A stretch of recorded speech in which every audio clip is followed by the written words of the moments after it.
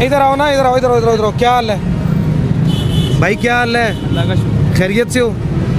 दोनों कमसिन हैं। इधर आ, इधर आ, इधर आ, इधर आ। दूसरे ने अपना चेहरा छुपा लिया।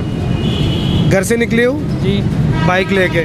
लाइसेंस बना हुआ है? नहीं, लाइसेंस नहीं बना हुआ। आईडी कार्ड भी नहीं बना। कितने का चालान हुआ है? 2000। 2000 का चालान हुआ है।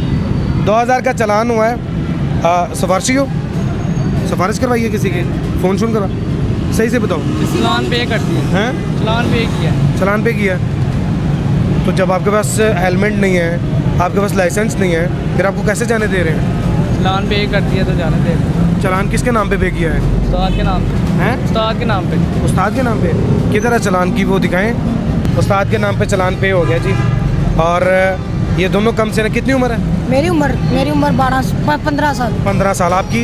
18 साल। 18 साल। 15 साल और 18 साल। लेकिन ये जा रहे हैं। ये भी एक और साहब को पकड़ लिया, और तरीक़ाकार ज़रा बेहतर नहीं है, क्योंकि पीछे बड़ी गाड़ी थी और वो देखिए बड़ी गाड़ी ओवर हिट भी कर सकती है। तरीक़ाकार ज़रा बेहतर नहीं है, लेकिन चालान के लिए रोक लिया गया।